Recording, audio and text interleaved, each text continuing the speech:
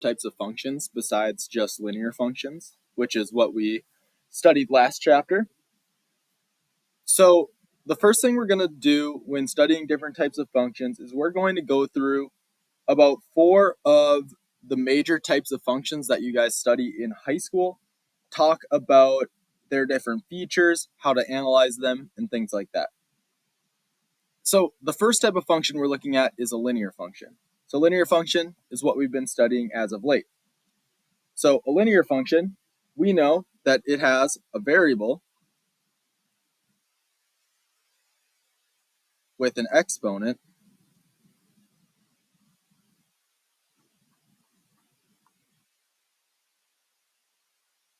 of 1. In other words, our variable is just x. So when we have a variable with an exponent of 1, that results in, a normal straight line.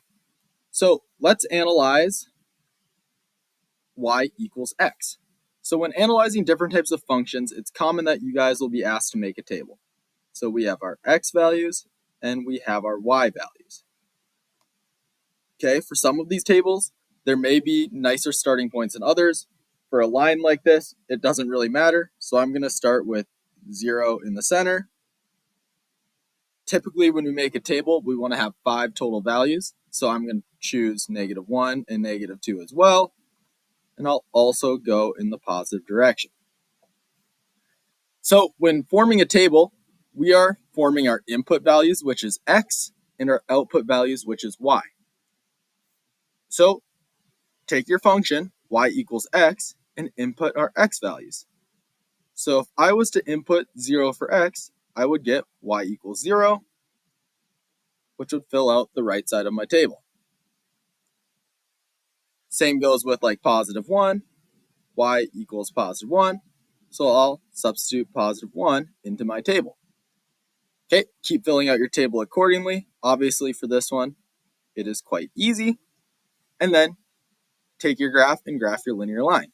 So we have a point at 0, 0, -1, -1, -2, -2, 1, 1, and 2, 2. Obviously, I don't have a good graph here, so I am just estimating.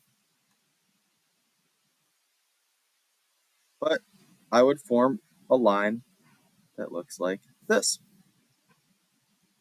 Okay, we're going to fill out the right sides in class, so we'll just skip that for now. The next type of function that we study is a quadratic function. So a quadratic function has a variable which has an exponent of 2. In other words, one of your variables will be x squared. Okay, same process here. Let's form our table. So we have our input values and our outputs, x and y.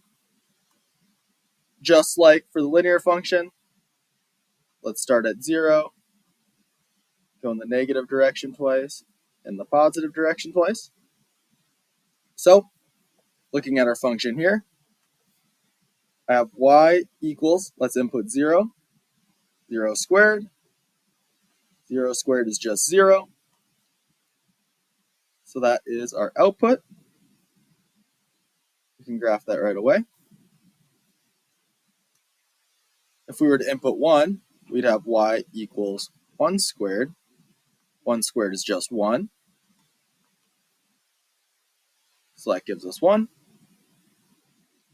If we were to input 2, we would have y equals 2 squared. 2 squared, 2 times 2 is 4. So that gives us an output value of 4.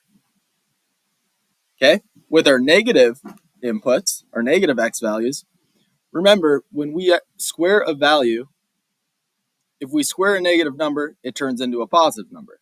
So for example, if I took y equals -1 squared, if you're using a calculator, make sure you use parentheses here. -1 times -1 gives us just +1. So what you'll notice about a quadratic is it is reflexive. So a quadratic, 0, 0, 1, 1, negative 1, 1, 2, 4, negative 2, 4. You will notice with a quadratic that you make sort of a U shape. All right, moving on to cubic. As you guys can probably guess from the trend here, a cubic equation has a variable which has an exponent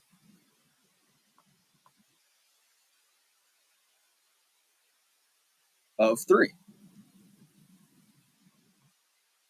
In other words, it will include an x cubed.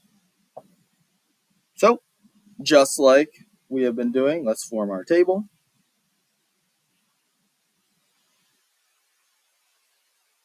Okay, once again, we can just go 0, negative 1, negative 2, 1, and 2. And now let's go through our substitution step. So for a cubic, it's not going to be reflexive, so we can just start at the top of our table with negative 2. Y equals negative 2 cubed. Negative 2 times negative 2 is 4 times negative 2 is negative 8.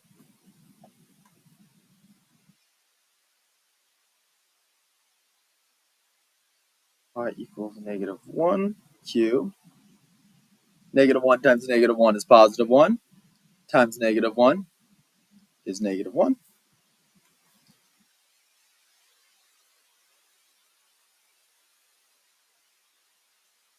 Y equals 0 cubed. 0 times itself 3 times still leaves us with 0.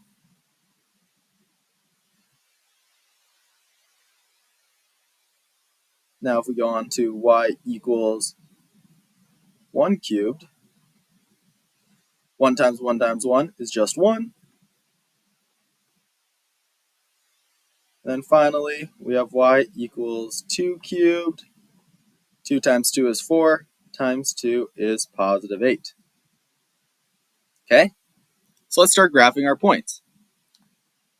We got 0, 0, negative 1, negative 1, negative 2, negative 8,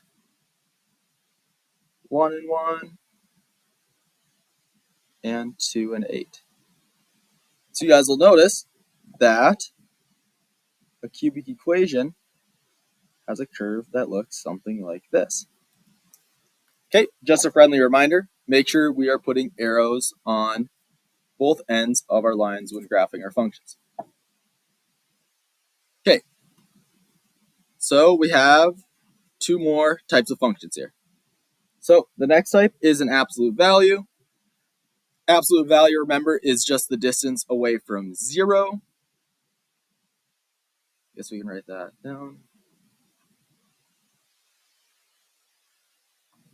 Distance from 0, and you will see your absolute value symbol right down there. So let's make our inputs and our outputs our x and y values. Once again, we will just form that same type of table. In the future, you'll know what I mean about choosing different values there. So let's start the substitution process. We can just start up with negative 2. Y equals the absolute value of negative 2. Remember, whenever you take the absolute value of a number, it becomes positive. So we'll have a positive 2 there. Y equals negative 1, positive 1. Y equals the absolute value of 0 equals 0. Y equals the absolute value of positive 1 equals 1. And y equals the absolute value of 2 equals 2. You guys should be pretty familiar with absolute value by now. So we've got 2, 1, 0, 1, 2. And let's graph our points. Start at 0, 0, -1, +1, -2, +2, 1 and 1, and 2 and 2. And you guys will notice that our absolute value function makes a perfect V shape, because it always represents the distance away from your origin 0 right there. Okay, we'll talk more about absolute value in class as well. So the final type of function that we're looking at here is an exponential function. So an exponential function is when the variable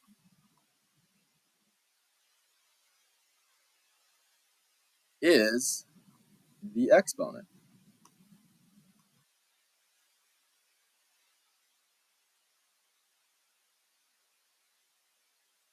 Okay, you'll notice in both of these examples, we have x in our exponent, x in our exponent. So with exponentials, you will notice that we'll have growth and decay. So growth is when we have when our base of our exponent, so the value right there, is greater than or equal to 1. So this represents growth. Is greater than 1. In this case, our value is less than 1. We have 1/2. So this would represent decay. Okay, let's form our table. X and Y. We will choose our same values. 2, -1, 0, 1, and 2. So let's start with -2. So I've got y equals 2 to the -2nd power. Okay, so remember, whenever we are taking a negative value in our exponent, if you're using a calculator, make sure that you're putting parentheses around your exponent. Otherwise, it will not do it correctly. So 2 to the -2nd power is the same as saying 1 over 2 squared, which is just 1/4. Okay, a negative exponent just turns your exponent into the denominator of your fraction. Okay, you guys can use a calculator for this as well. You will learn more about this down the road. So if I've got y equals 2 to the -1st power, that would be the same as saying y over 2 to the 1st power, which is just 1/2. Okay, my table's getting a little messy. I didn't leave a ton of room.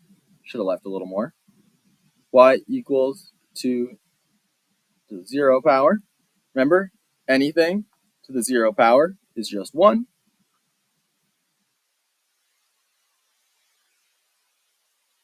Y equals 2 to the 1st power. Anything to the 1st power is just the base. So we've got just 2. And then finally, y equals 2 to the 2nd power, which would just be 2 times 2, which is 4. So if we were to graph this on our line, we would get a graph that looks something like this. Start with 0, 1 there. -1, -1/2. 2, -1/4, or 2, +1/4. 1 and 2. And then 2 and 4.